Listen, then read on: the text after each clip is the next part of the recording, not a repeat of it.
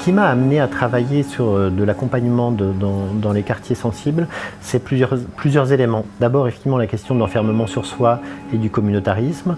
Et puis par ailleurs, la question de l'ouverture, de la transversalité, de comment chacun trouve sa légitimité dans des lieux d'échange et de partage. Quand je parle de communauté, je ne parle pas simplement de communauté dans les quartiers, mais je parle aussi, voilà, pour moi, de communauté sociale, culturelle, c'est-à-dire que, voilà, que ce soit au niveau de l'éducation nationale, de la police, des habitants, même dans les lieux culturels, effectivement, on a tendance à cultiver l'entre-soi. Et moi, vraiment, mon travail, c'est de permettre de créer de l'ouverture dans tout ça. Alors ce projet d'accompagnement sur le quartier nord de la ville d'Amiens, il a démarré en 2009. J'ai accompagné ce projet pendant 7 ans. Au départ, c'était une commande de la mairie, c'était le bout du quartier nord qui n'avait pas encore été travaillé au niveau de la rénovation urbaine. Et le projet de la mairie, c'était d'impliquer les habitants et les professionnels de terrain à être acteurs de cette rénovation. Alors, il faut savoir que la mobilisation des habitants a été très compliquée. Il y avait besoin de s'apprivoiser de part et d'autre. De ce projet, voilà, enfin, d'habitants et professionnels est née vraiment une envie collective de co-construire.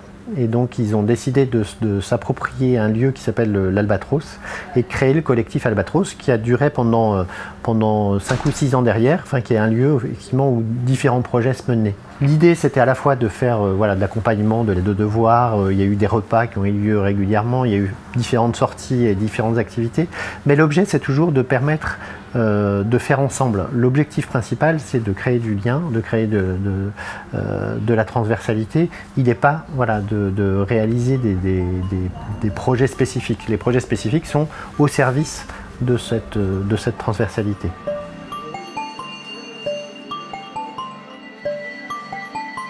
Le travail il se joue à plusieurs niveaux. Il y a d'abord une transversalité horizontale, hein, c'est comment les acteurs locaux de l'éducation nationale, de la police, des différentes associations et des habitants apprennent à fonctionner ensemble. Donc dans le collectif Albatros, l'idée c'était par exemple que des étudiants du quartier fassent de l'aide aux devoirs à des jeunes du quartier. Ça veut dire qu'on crée une relation entre les deux et que quand ils se rencontraient dans la rue, il pouvait se passer autre chose.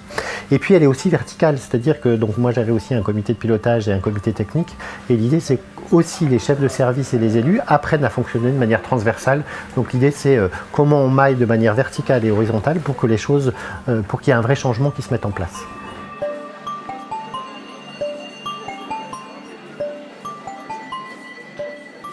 J'ai une façon de travailler un peu particulière, c'est-à-dire que je suis à la fois tiers, je suis en dehors du quartier, et ce qui me permet de confronter les uns et les autres, de travailler sur les préjugés et les représentations des uns et des autres, et en même temps je suis complètement impliqué, c'est-à-dire que je vais questionner, je vais fonctionner et dysfonctionner avec les uns et avec les autres.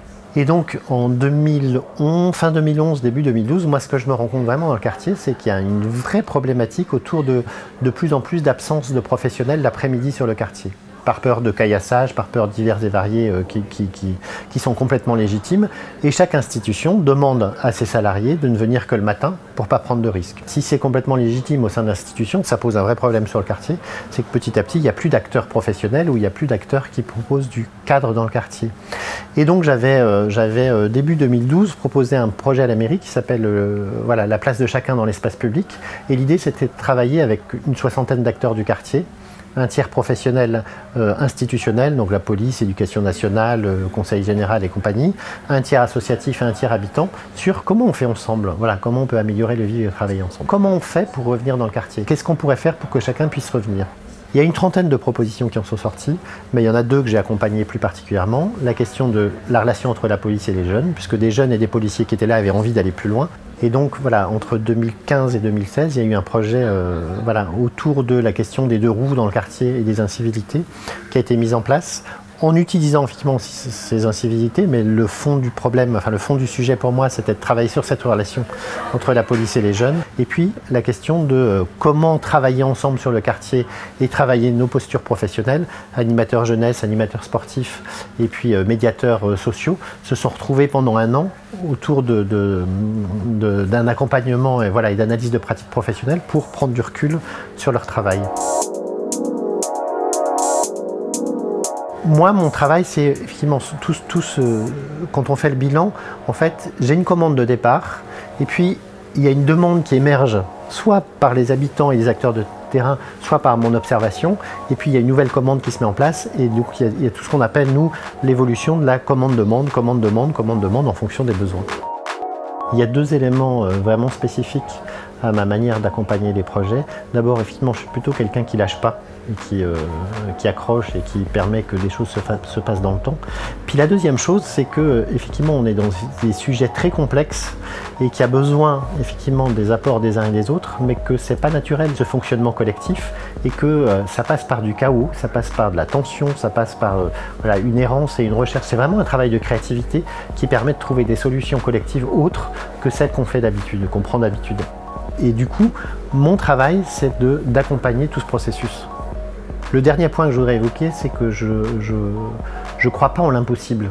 J'ai vraiment confiance dans le fait qu'il peut advenir quelque chose de ce travail et que du coup, ça amène les uns et les autres à rentrer dans cette démarche. C'est pas une démarche béate de tout est facile et voilà, au contraire, je pense que c'est très compliqué, mais le fait d'accepter voilà, de rentrer dans cette démarche, moi, va permettre à l'autre d'y aller aussi.